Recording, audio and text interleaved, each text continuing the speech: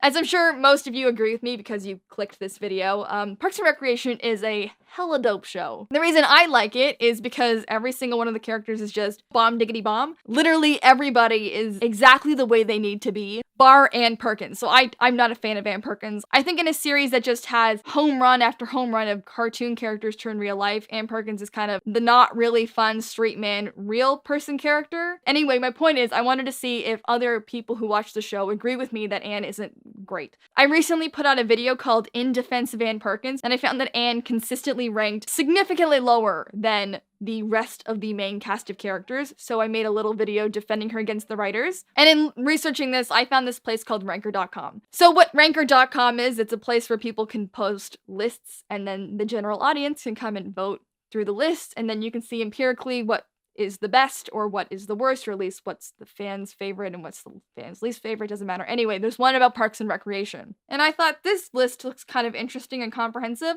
Why not make a video reacting to it? I want to do some more organic talky talk videos without extensive scripts, so let's get into this. Enjoy. So number 1 and 2 are very obvious. I'm sure you're all thinking about them. Ron Swanson, Andy Dwyer. They're both interesting characters. They're both very distinct. Love that for them. Number 3 of people's favorite characters is April Ludgate. Now, I have opinions about April Ludgate. The person who I like second least in addition to Ann Perkins is April because she's so annoying. It doesn't make any sense why people keep giving her these opportunities to progress in the field of parks and recreation and government. I don't understand why Andy likes her because she's super dull and uninteresting. And I don't get why anybody else allows her to have any real responsibilities because she treats everything like a joke. I get it, through the series, she learns to be more responsible and learns to care and whatever, but that's not how she is at the beginning. If someone's rude to you in the first 5 minutes of meeting them, you're not going to give them another chance. You're not going to keep letting them go on your life and invite them to your wedding until they're nice to you. So I don't get this whole April thing. If you disagree with me, please let me know in the comments. Engagement. Leslie Knope, surprisingly, is number 4. I don't know why Leslie would be number 4. Maybe she's just a little bit too overzealous. I can understand how she's like a dog with a bone, and that might not be appealing to some people. Ben Wyatt is number 5. I love Ben. Ben is one of my favorite characters. Maybe it's because I relate to him. Maybe I like his face a little bit too much, but I think Ben is fun. I think they really messed up with Mark Brandanowitz. Mark Brandanowitz being kind of Leslie's love interest, but Ann's love interest, but not really. He was in a confusing place in the beginning of the series. I think Ben Wyatt was their response to how boring Mark is. So Ben is a serious guy, as you all know, but he has a bite to him. And he's sassy, and I like him, and I think he's a nerd, and I appreciate the openness of that. Number 6, Chris Traeger. Jerry, number 7. Okay, dope. Number 8 is Tom Haverford. Number 9 is Don Amigo.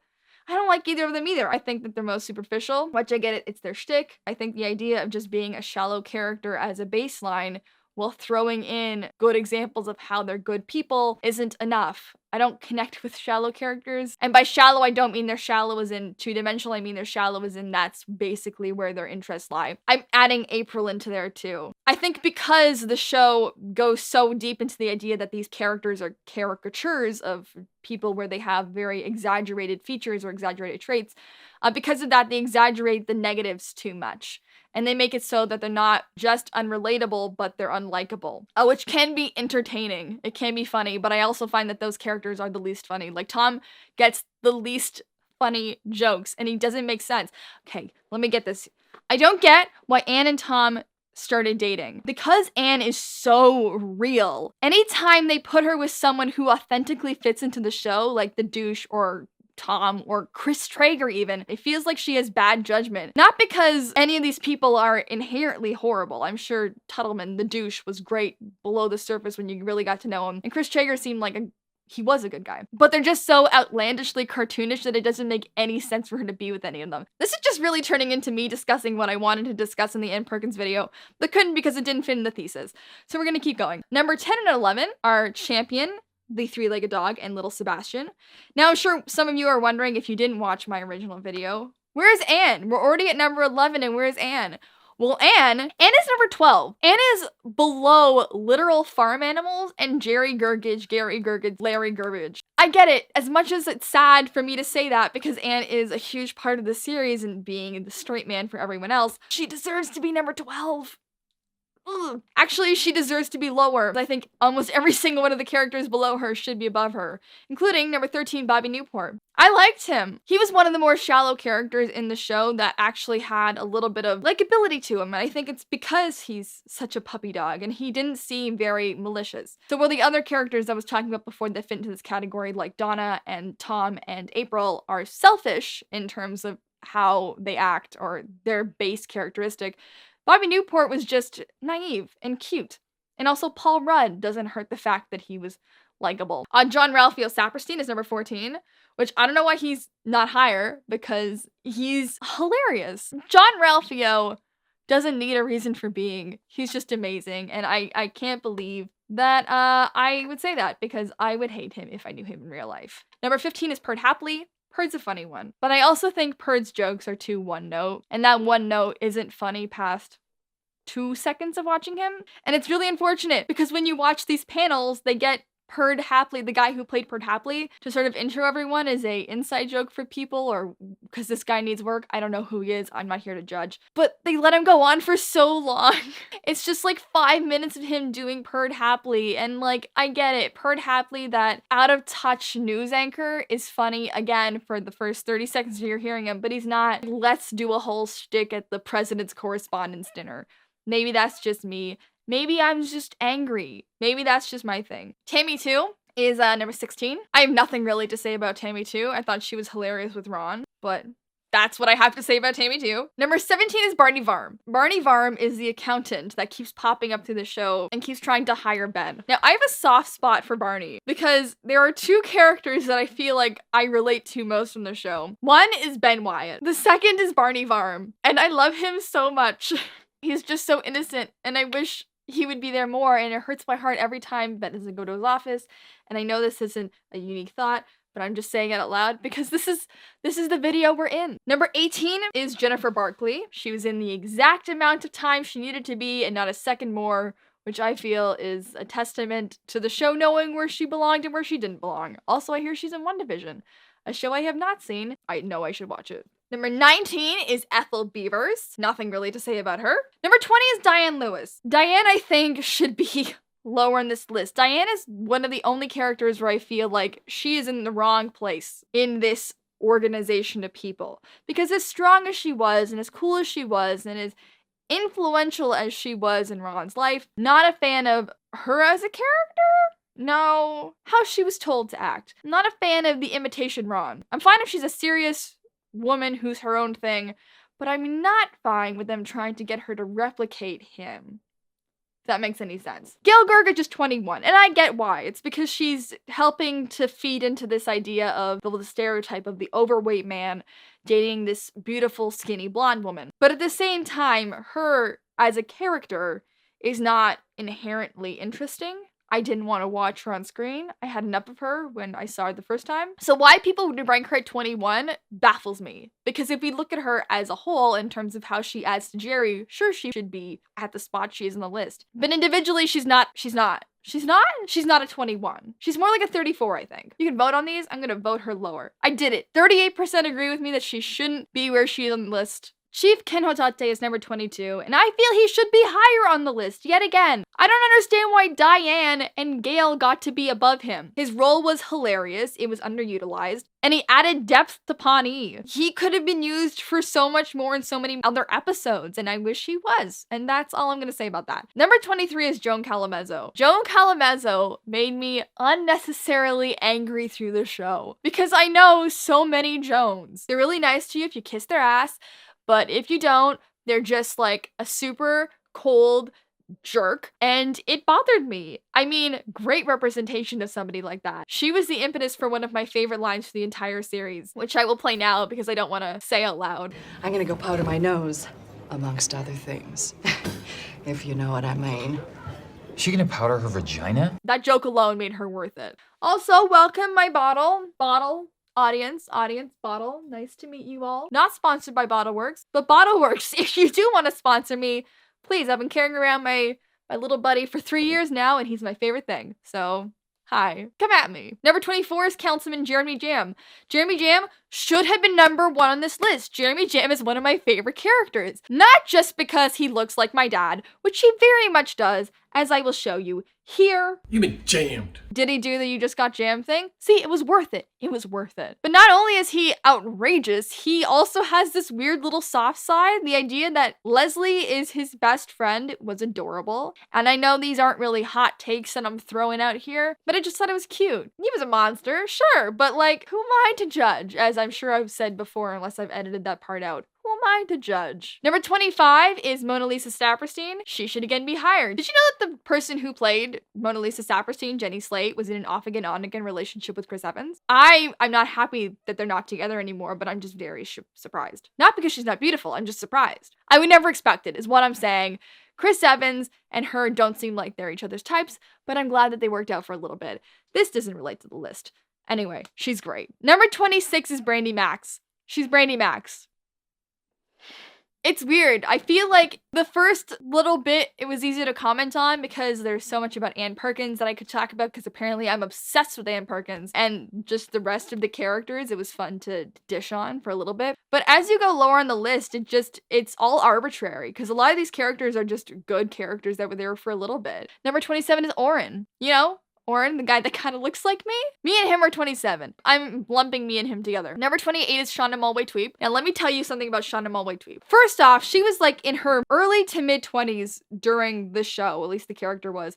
So it's very weird that she would be dating Chris Traeger at all during the series because he was like in his early to mid 40s. Now age is just a number, but she was kind of young, so it's a little weird. But the person who plays Shauna Malwae-Tweep, Allison Becker, is my absolute hero. So if you guys have heard of this app called Cameo, it's basically where you can pay celebrities to give greetings to you or like say happy birthday to your friend or whatever. And some of them are really expensive and some of them are not. So for example, you can get like Jeremy Piven for $400 or you can get Caitlyn Jenner for $1,200 or Kevin O'Leary for $1,000, which Kevin O'Leary, why are you charging that much? Nobody wants to pay that much for you. Doesn't matter. Anyway, Allison Becker is on Cameo and you can pay her $35 and she will go off. And I'm not saying go off in a negative way. She's just so cute. She's just the most adorable person in the world. So if you watch her cameos, which I might do a little thing about Cameo later, but if you watch her cameos, she will give you a 5-minute thing where she'll go through your family medical history. She'll talk about what you did in school. She'll talk about what your favorite whatever was as a child. The details that she goes into in these cameos,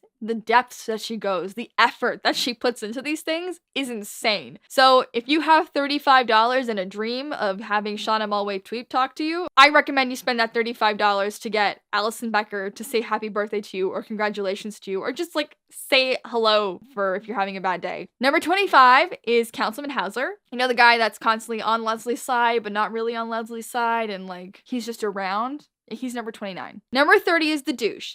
I think he should be lower. I don't like the douche. I like that he has this very human side that comes out in the episode Anne's Decision in season 5. It's when she decides to have a baby. But he's just so obnoxious. And I don't like that on the series, when they showed his radio show, it was this weirdly overproduced affair. Like, I get it, it's a TV show and things are scripted, but it was just so inauthentic. And if they were going for more of a Howard Stern kind of vibe, which I feel like they were, or just like a DJ kind of shock jock in the morning, they should have made it seem more organic because as it stands, it very much felt like they were reading off a script while they were recording them. And I didn't like it. It was just the grossness of what they were saying mixed with the grossness of how fake it sounded. It just didn't mesh well. So I don't know. I think that's actually why I didn't like him outside of the just being a horrible human being. Number 31 is Mark Brandanowitz. Now, me, being me, I think that Mark Brandanowitz should have been lower. When they made the show, it was supposed to be a spin-off of The Office, and they decided to cast this guy, Paul Schneider. They decided to cast Paul Schneider, I think, because he looked like a older version of Jim and they kind of made him act like Jim. So I think that was their sex appeal for the show, but it didn't work out. It was just, he was very boring and lackluster. And he recognized that, which is apparently why he left the show. I don't know. the details of it. But I just very much felt like they hired him because he looked like Jim Halpert. He looked like John Krasinski. And I get it, I know the feeling. I have a short film based in an office and I decided to cast a guy that looked like Jim Halpert because I imagined Jim Halpert being in the role. Also, he was the best guy for the role and he was a good actor. But he looked like Jim Halpert and that was a huge selling point for him. And I think that was the deal with Paul Schneider. And that's why they wrote him the way they did. But they just didn't do it as a good job as they did with John Krasinski. Anyway, if you want to hear me bashing, like going in on Mark Brandanowitz, you can watch my In Defense of Anne video if you haven't. I'll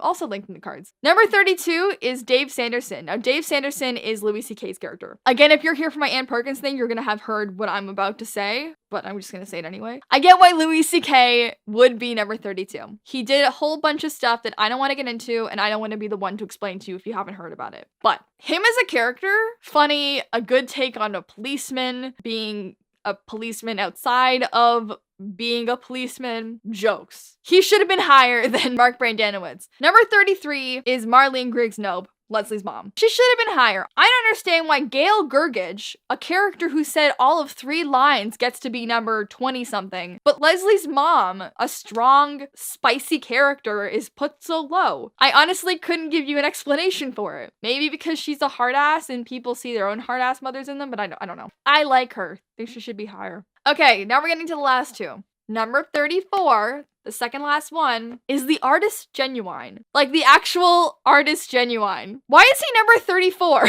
Not only is he number 34, 320 people voted him there, and 170 people voted him higher. What did Genuine do to hurt people? Like, are they just angry that he wrote Pony? Or are they angry that he's a one-hit wonder? Or are they angry that I don't know?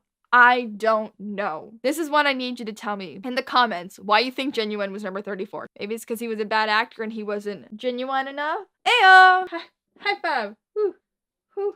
Whoo.